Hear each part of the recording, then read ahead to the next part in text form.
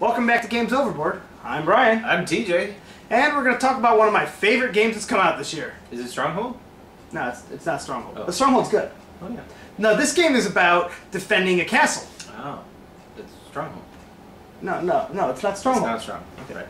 But you're defending the castle from a group of trolls, orcs, and goblins. Yeah. Like Stronghold.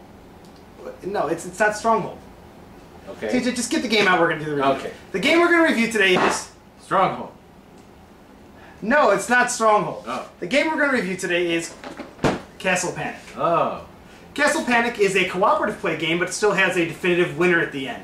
And it is also, like Stronghold, about defending your castle against monsters coming at it. But we're all working not together. Stronghold. It's a little less complicated than Stronghold. In some aspects. Stronghold's a great game, but there's a lot of reviews and a lot of information about that out there. We're going to talk about Castle Panic because there hasn't been a lot of talk about it. It's from an individual publisher, Fireside Games, designed by Justin DeWitt, really nice guy, and we're going to talk about it. It's good. So, let's dump out the box. No, not Stronghold's box. Oh yeah. Castle Panic's box. Castle Panic comes with a board and a whole bunch of stuff. And an insert. And an insert. So basically, the general overview of the game, like we talked about, is that you have a castle at the middle of the board, which you're defending from monsters coming in from the outside. The board layout, we have 6 towers. The towers are the definitive thing which tells you when you lose the game. If you lose all your towers, you lose the game. Then outside of the towers, there's a ring of walls. The walls are just defense. You can let them get destroyed, you can let things go through them, and sometimes you might actually want to do it on purpose. You can rebuild walls, you can't rebuild towers. So once they're gone for good. And it hurts to take down a wall with your bare hands. Want a Hurts donut? What's a hurts donut? Hurts donut? That's hilarious. That's idiotic.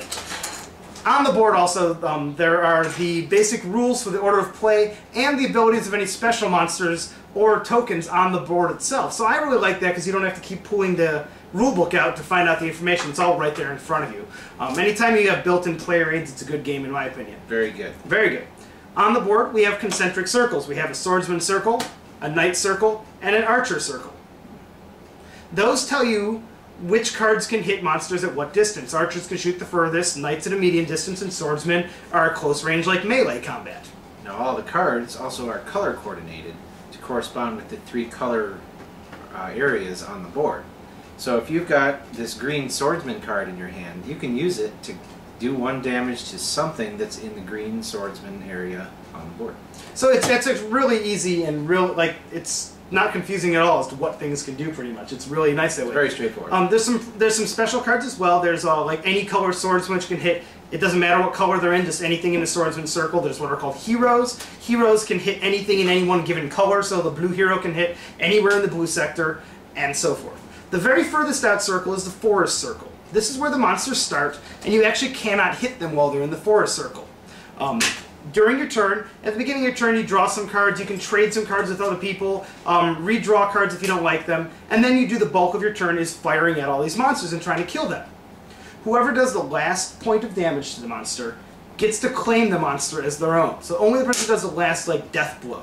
And at the end of the game, those points are going to be what determine who's the Master Slayer. Now everybody's playing cooperatively in the game, so you want to help each other out to try and destroy all of the monsters, because you need to kill everybody that's on the board in order to win the game. But whoever gets the most kills and the most points in the kills is going to be declared the Master Slayer. The Master Slayer.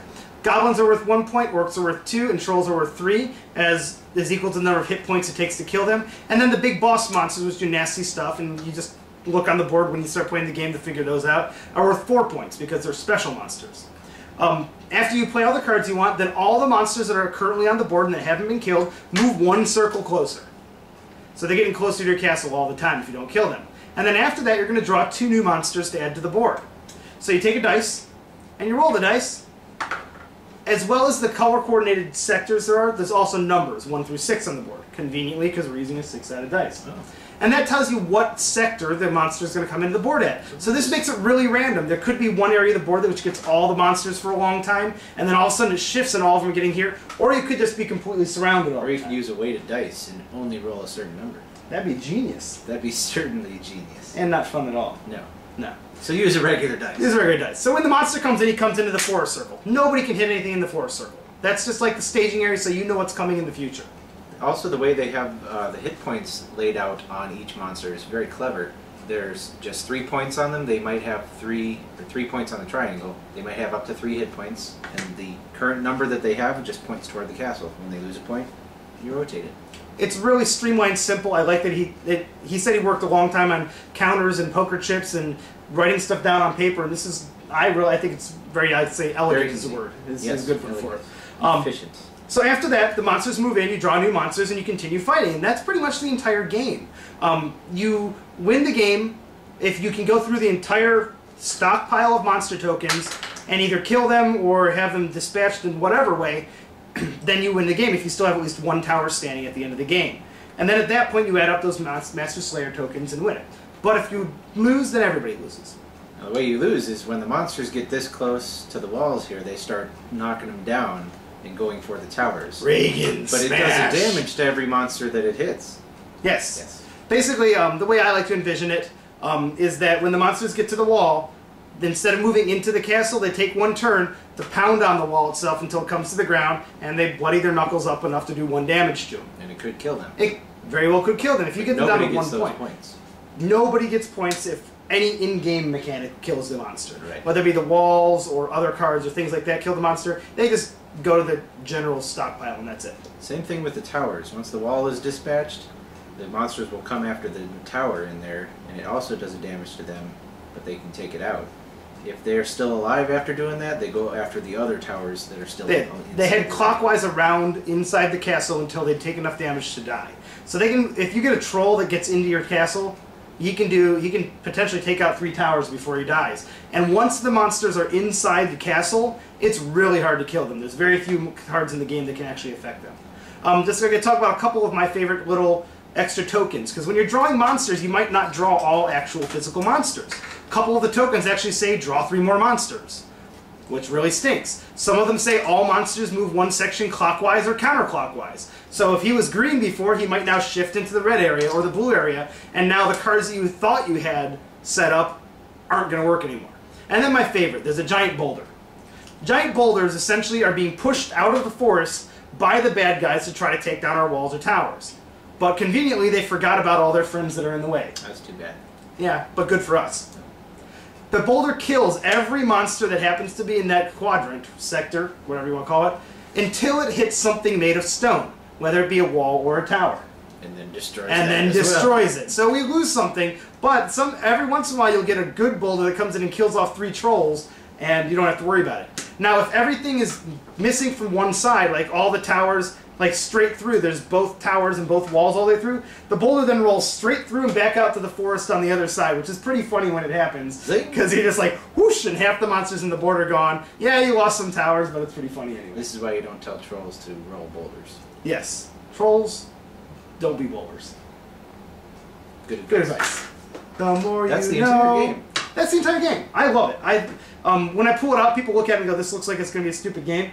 And then we start playing like, wow, this is a really cool game. Yeah, and there actually is a lot of strategy involved. You think like dice rolling and you have to play a certain card to kill things, but there's a lot of strategy involved in the trading and getting the cards that you need to kill something that's going to be at a certain point on your turn. So there's definitely a lot more to it than it looks. Yeah, and I mean there's a lot of strategy too. It's like you want to help your teammates, but you don't want to help them too much, because if you keep on giving them the card to do that final point of damage, they're going to steal all the points from you. But nobody wins if your castle gets destroyed, so you got to be at least a little bit helpful. And if you are the Master Slayer, Brian picked up this neat, awesome button from BGG.com that says, I am the Master Slayer. So if you have one of these and you get to be the Master Slayer, you get to wear it proudly. Yes. Thank you, Justin, for doing a video with us at BGG.com. That one will be up online as well. The sound isn't very good, but you can get a talk about the game from the actual designer itself. One of my favorite new games of the year, total sleeper hit. I hadn't heard anything about it until right before BGG.com. Really glad I pre-ordered it. I really foresee this game taking off and being really popular in the future. I like it a lot. You know what? I wish they would have included an actual boulder that you could roll. I'm sure we can get a rock from outside. I don't know if it'll work. Let's try it. We'll make it work. I'm going to go get a rock. All right, TJ's getting a rock, and I'm going to sign off. Come back next time for Games Overboard. Thanks a lot, guys.